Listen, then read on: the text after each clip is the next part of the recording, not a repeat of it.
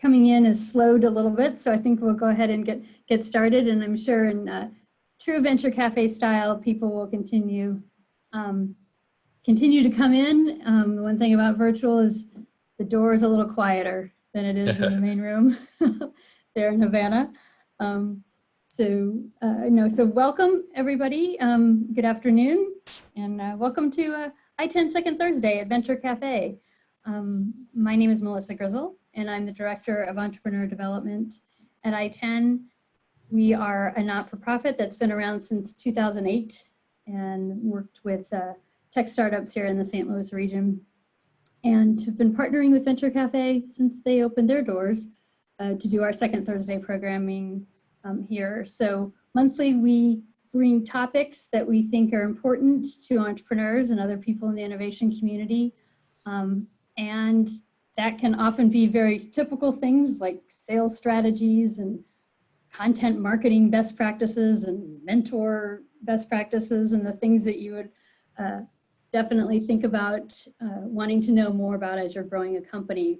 But one area we also think is extremely important and probably doesn't get the attention that it deserves is the self-care that is critical for founders and entrepreneurs as they are growing their companies. We know the life of an entrepreneur is an extreme roller coaster, lots of ups and downs and lots of hats to be worn and always something else to do. And carving out time and understanding why self-care is important and how it affects people as individuals and therefore the sustainability and success of their company is an important thing. So we brought our friends from CMA here, some fabulous organizational psychologists that will share with us some strategies for managing through stress and uncertainty and taking care of ourselves. And I'm sure back it up with a little bit of research and some data for those of us that want to say, well, why does that really matter? So I will let, so I'd like to introduce Rob Patterson and Kelly Huber from CMA. I'll let them tell you a little bit more about them and about CMA and turn the floor over to them. Rob and Kelly? Perfect. Thank you. And hello, everyone. Good afternoon. Again, my name is Rob. My colleague Kelly Huber here as well. Hello, everyone. Good afternoon. And we're from CMA, as Melissa mentioned, and we are both organizational psychologists. So we have our PhDs in organizational psychology. I received mine from St. Louis University here locally, and have been working here at CMA for about 5.5-ish years or so. And really what we do at a high level is talk and partner with organizations to help them address some of those issues that, as Melissa mentioned, are usually a bit less top of mind. And that really gets at anything on the people side of the equation. So we help organizations identify talent. We help organizations develop talent. We help organizations, develop leaders and make sure that they have the right people on the bus to make the organization go where it needs to go. Oftentimes, as part of our work with organizations, we are asked to talk about different areas that are important on the people side. As you can imagine, lately, conversations around stress and stress management have been very popular, as many of us are experiencing different stressors that are not the normal stressors we tend to experience both at work and outside of it. Kelly, anything you would add about who we are as an organization? No, that really captures it. Just a little bit more about me. I also completed my degrees locally at SLU and then my PhD at UMSL, and I have also been with CMA for 6 years now. And my research interests fall heavily here within this realm of stress and well-being. So I'm excited to be able to speak to this topic. That's right. And Kelly and I are actually part of a group here locally in St. Louis at CMA, who spend a bit more time working with the entrepreneurial, early stage, startup, and venture capital kind of organizations and clients. And so talking to an audience like this is something we particularly enjoy. So we were excited to get the invitation. All right.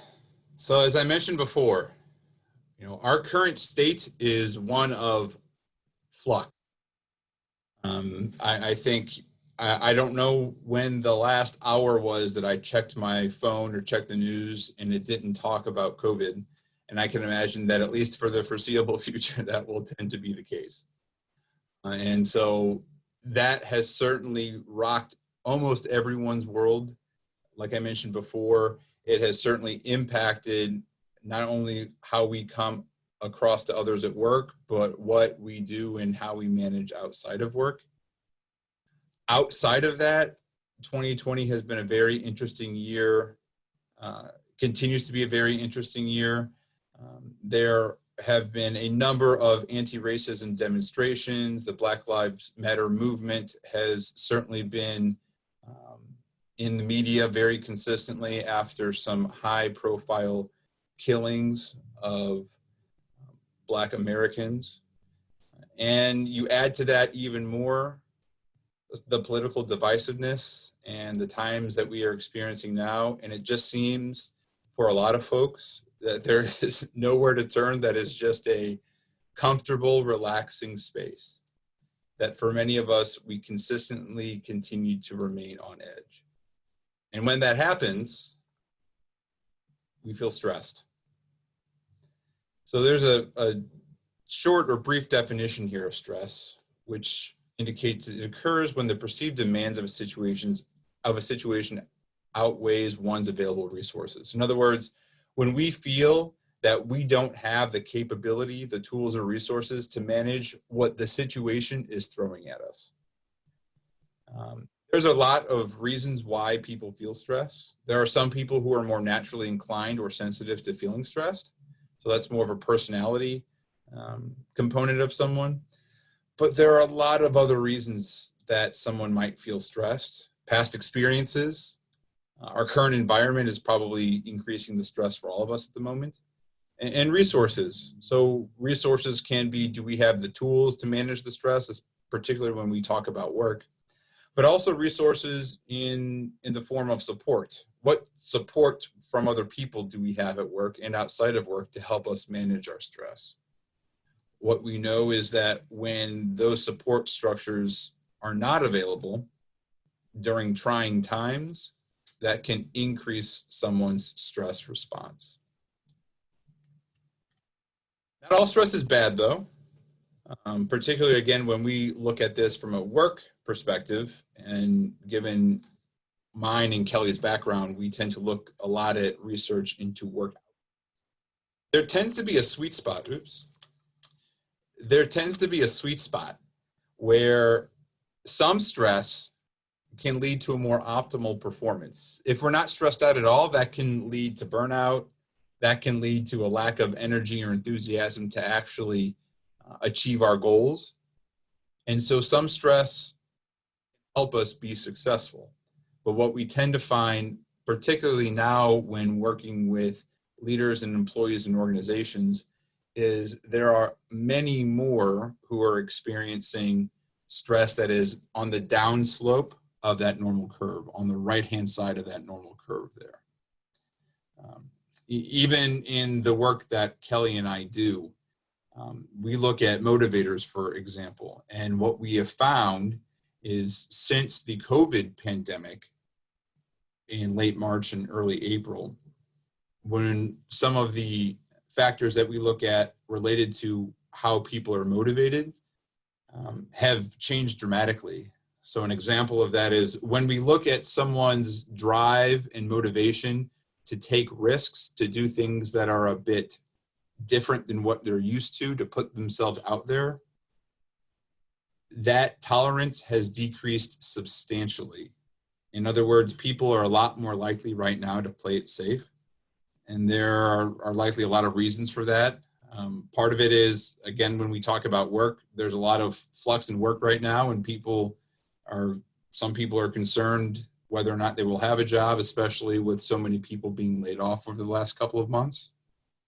What we also know is when our world feels like it's a bit less in our control, one of the ways that we can create control is by, being less risky in our own personal behaviors. And so it has been really interesting to see those drivers and how they've changed in people over the past couple of months.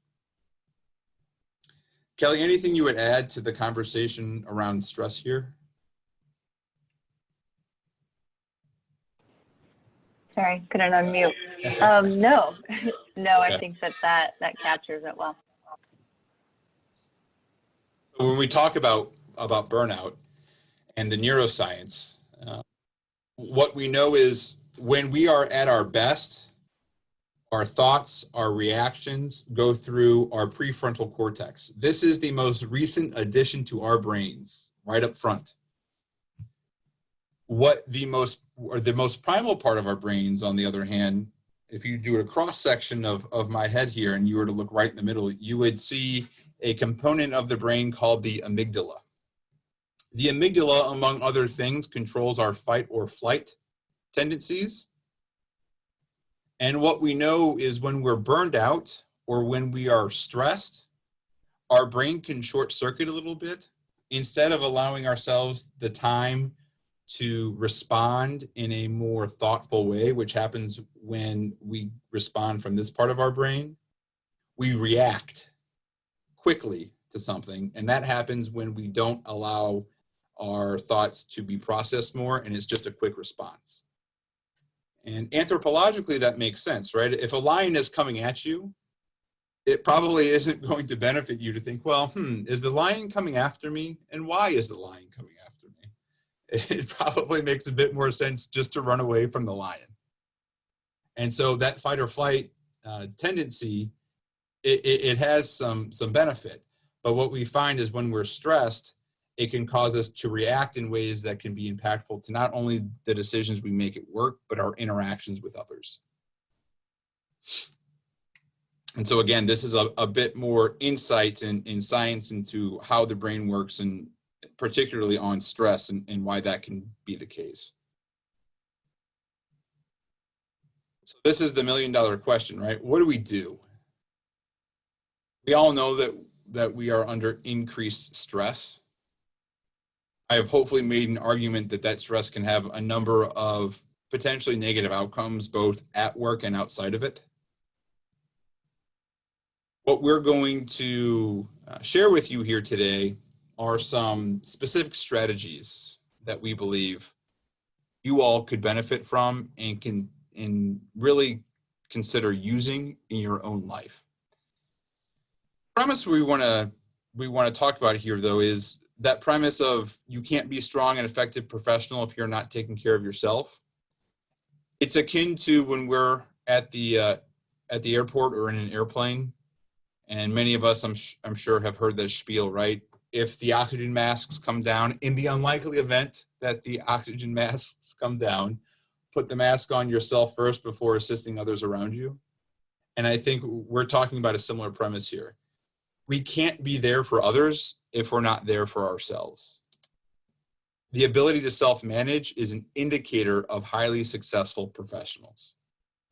And it's not only good for you, because sometimes it can feel a bit selfish, especially for leaders to concentrate on themselves.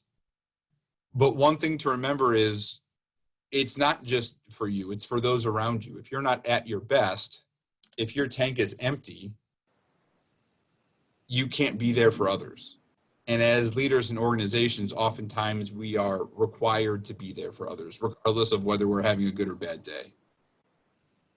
And so hopefully the strategies that we share here with you not only can be helpful, but are strategies that you can model for those in your professional and even non-professional lives.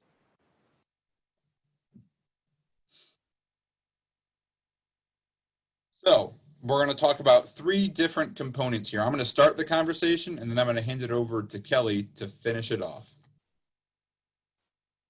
So first, let's talk about what we can control.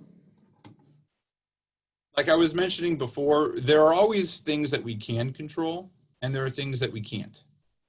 During times of uncertainty, really trying to identify those opportunities to control what's going on around us can be very helpful. One of the ways we can control how we are reacting or feeling is by reaching out to others. So we are social creatures. Both Kelly and I, at least I can speak for myself, I work and coach with a number of introverted, reserved, quiet people. The majority of these individuals are still finding a work from home and the really significant impact that the coronavirus has had on their ability to interact with society is very stressful. So I think a lot of people may assume that introverts don't need much social interaction. And what I would say there is they may not need as much, but it doesn't mean they don't need any. And so regardless of how you would describe yourself, the social support that we get from others is critical. And if you are feeling anxious or stressed, identifying opportunities to leverage the support you have around you, family, friends, coworkers, members of other organizations that you are a part of, leveraging these can be a very helpful strategy to manage stress. Rob, can I pause there? Yep.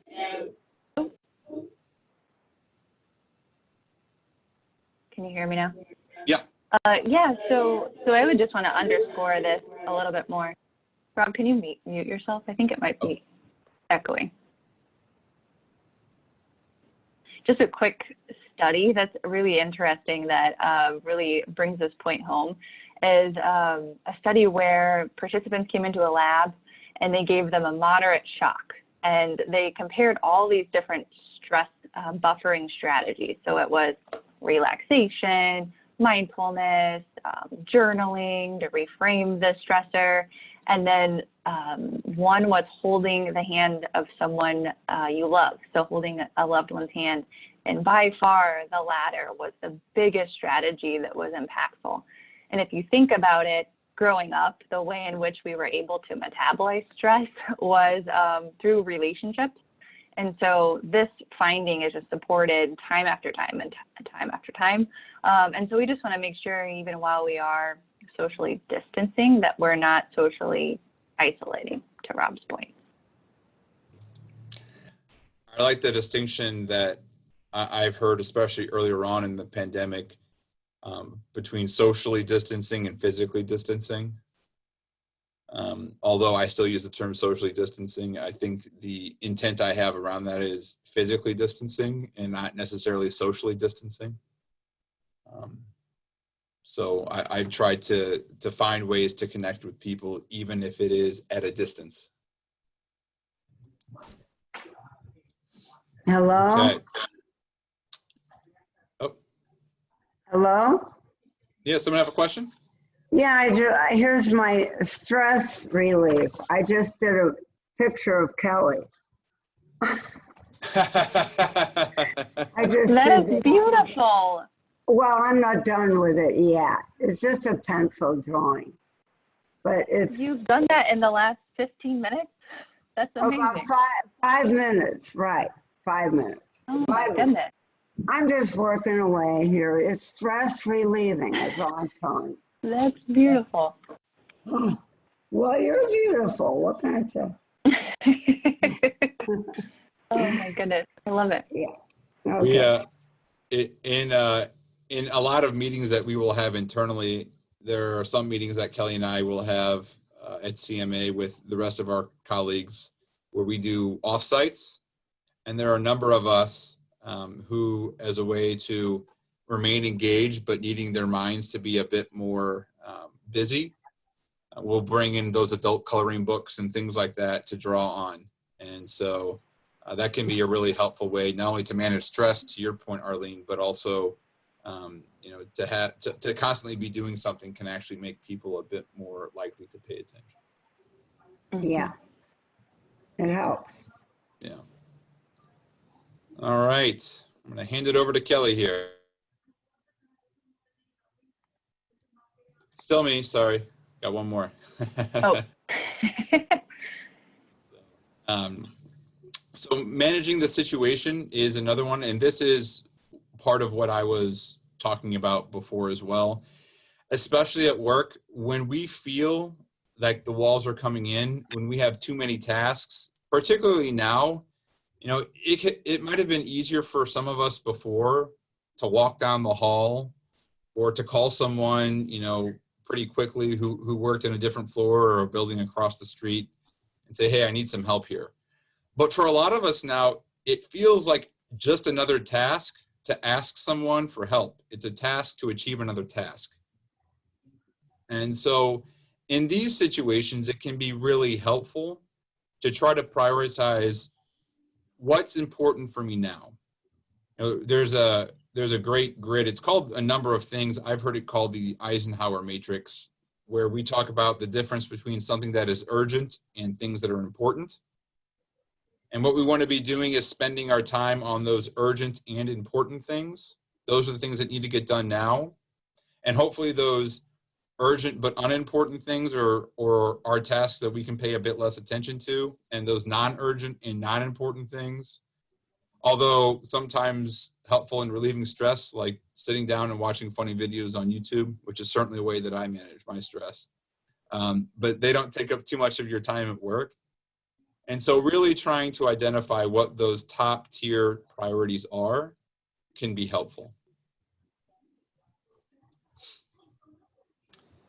Are there any other strategies that those of you joining us here today have come up with that can be really helpful for you, or that you found to be helpful when it comes to managing your work, particularly if working the way you are now is different than the way you've traditionally worked? I think, well, for me, I think it's still trying to create patterns and habits that maybe got a little disheveled when, you know, when the day is different now than it used to be, and you don't have that focus of I'm going to leave my house and go do something, and then I'm going to debrief in my head on the commute home and come into the house with a clear head, but still making sure that you have that sort of, still have some structures, even though the days run into each other much more than they used to. Right. We are creatures of habit, that's for sure. And that, you know, habits are another kind of, to your point, Melissa, I love the way that you put that. They are a way to create structure, to create consistency in an inconsistent, volatile environment. Any others?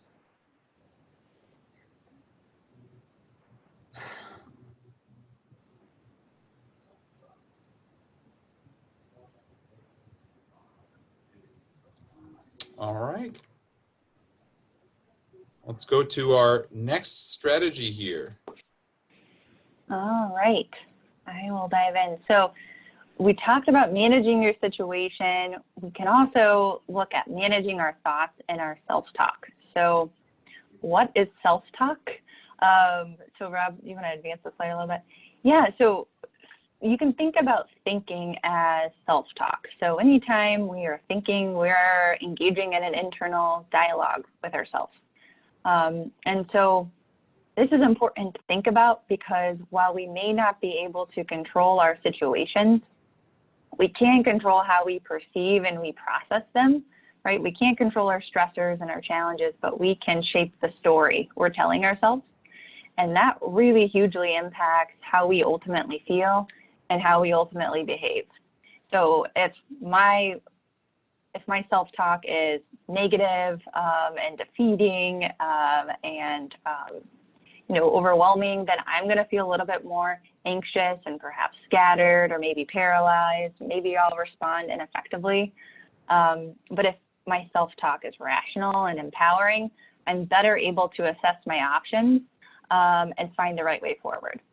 So self-talk is one of the best tools to be thinking about how to enable it, how to shape it, especially in times of prolonged crises. The reason why this is important is that it helps you be in the driver's seat. Oh, can you go back, Rob? Helps you be in the driver's seat of your life a little bit more. To Rob's point, as you looked at that brain, when we are engaging in negative self-talk, it's churning these negative emotions that are lighting up the part of your brain that's associated with fight, flight, or freeze. And so being able to shape our self-talk in a positive way helps us tap into that higher level thinking to bring to situations. And so there are a couple of different types of self-talks you can think about. I would highly encourage, if you don't already do this occasionally, take a moment to write down your self-talk and do a little bit of a thematic analysis of what you're seeing. If you're seeing that it's highly, negative and defeating, so things like, I can't handle this, or, my team's going to lose faith in me, or this really isn't going to go very well, take a pause, label it as such, and remember that we can shift it in a healthier, adaptive way. If your thoughts are more rational, more empowering, so things like, this is a tough situation, but I have the resources to mobilize, I can lean on my social support network. Those are the types of thoughts that we're going to want to keep and repeat. And remember, it's not saying negative and positive. So it's not that the cognitive reframe is Pollyannish. It's just that it's more rational. And it's just that it's focusing more on what one can control. And just remember that oftentimes our first thought might fit within that negative category. That is just information. It's not fact. And we have control to be able to shift that thought. All right, next slide.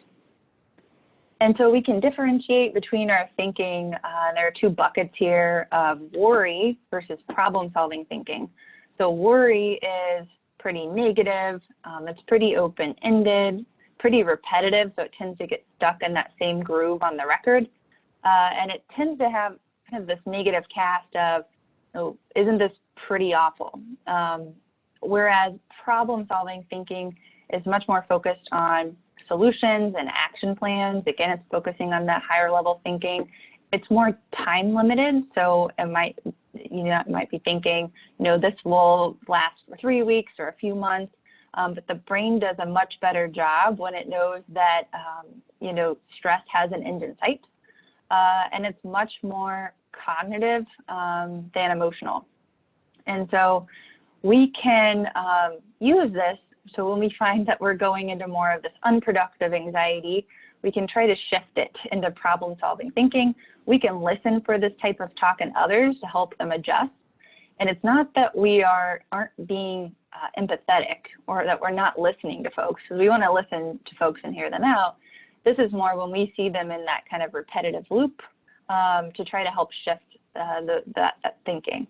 A really great evidence-based strategy, if you are a really big worrier, is to schedule a worry appointment. So it sounds funny, but there's good science on it. So it's a time-limited worry appointment. Maybe it's 15 minutes where you just kind of let your brain run free, and you can worry as much as you want. Even better would be journaling those worries. Journaling is really helpful. And the idea is that you're giving your brain space. It wants to think about these worries. But if you're worrying outside of that time, you can label the worry as such and say, nope, I'm going to put it within this 15-minute time frame. And that way the worry, isn't infecting your whole day. That's a really helpful strategy. Yeah. All right. A way I kind of like to look ahead. at it, which is in addition to what Kelly mentioned there, is, emotions are indicators, right? They help us understand what's going on internally, even if we're not as aware of it. And I think there oftentimes are individuals we surround ourselves with, or even in who we are ourselves, and I know that I'm guilty of this, particularly outside of work, who want to really skip past that emotion and go straight into action or problem solving. And to Kelly's point, for some people, if you don't have that time, that worry time, if you don't have that opportunity to actually process some of the emotions, you may jump into problem solving thinking, you might jump into action planning, but you're not ready for it yet. And so it's likely not going to solve the problem. For many people, going through that process can be helpful as long as you don't linger there. Mm-hmm. That's the key. Yeah. What we find is with negative emotions, if we avoid them, they tend to grow because they want to be paid attention to. If we pay attention to them. We label it. We do it in an open way. But again, we do it in a more of a controlled, it's not repetitive way. They tend to soften. And so that's really the beauty of the worry time exercise. So yeah, I'm curious to hear, does anyone want to share with the folks here what helps you manage your thoughts and where you focus your mind? Does anyone want to share a tip?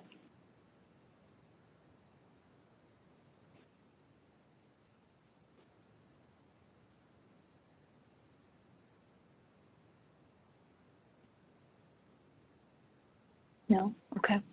Oh, Well, I'll Arlene, share some are other. you trying to, I think Arlene might be saying something, but she's on mute. You're on mute, Arlene. Oh yeah, we can't hear you. Okay. I was just saying, when everything gets in the way, I just want to take time out and read a chapter in a book I'm reading. That helps. Yeah. Or draw or paint or do something that's fun. And then you go back to it. Yeah. That's just, oh, go Yeah. ahead. No, I mean, I'm dealing with a lot of stress with a fire I had last year. So all this insurance stuff I'm working on. And I got tired Oh, my of it. goodness. Go outside and read, you know, for a while and then come back and deal with it, you know, whatever it is. Yeah. Yeah, That it's can be absolutely easy to be. fabulous to just take a walk outside. In your neighborhood or wherever. I'm downtown, so I'm close to City Garden, and just to walk through there, whether there are people there or not, it's just really nice to take your brain out of your space for a little while. Mm-hmm. Mm-hmm. Yeah, Mary, we're neighbors, and my favorite is to go down to the arch grounds and walk around and Right. the trees there. There's just so much good research out there about nature and what a mindful Sure. exercise that And is too. if you Yeah. add Pharaoh's donuts to that walk, it's even better. I am all in. Apple fritters, they make the best ones. It's a good stress reliever right there. Anyone else want to share?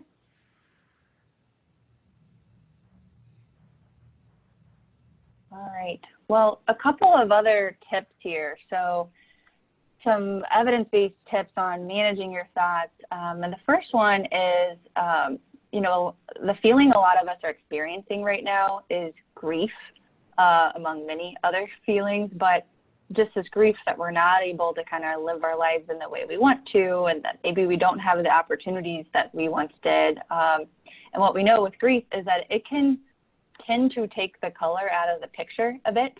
And so we have to be very intentional about putting the color back in.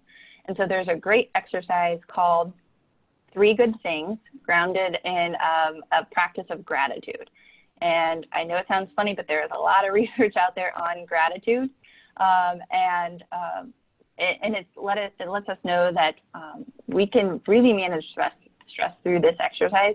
So it's 3 good things. The goal is for 30 days or more, but minimally 30 days, try to look for 3 good things. So maybe it's that I have enjoyed a sunset, right? Or my kid helped me load the dishwasher. It can be very small, but the goal is to train your brain to start looking for the good things and to add the color back in. And what the science suggests is that bad news and negative things are pretty sticky. Good news and positive thoughts are pretty slippery. So we have a lot of real estate in our brains devoted to the negative. So the 3 good things is a great way to train ourselves. So let's keep going. We've talked about situation. We've talked about managing our thoughts and self-talk. And then lastly, managing our response. So when we think about our behavior, it can fall in these 2 buckets of respond and react.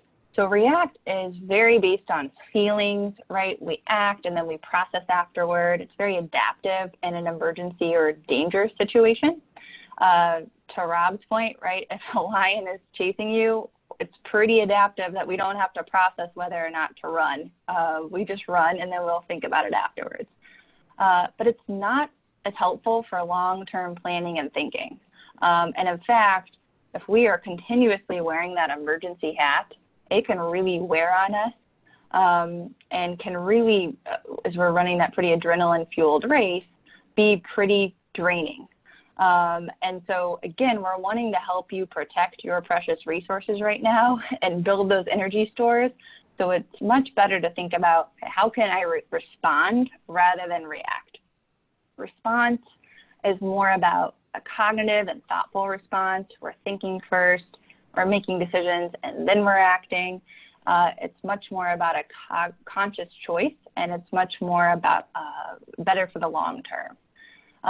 So how do we do this? I mean, if you think back to what Rob shared at the beginning about our situation, remembering to tap into those resources, right? To lean on your social support network, to be thinking about delegating, for example, to manage your priorities. So you just have a bigger pool of resources to lean on, because it's very easy to be in that react emergency mode when we're feeling pretty drained. And so if you want to go to the next slide, Rob.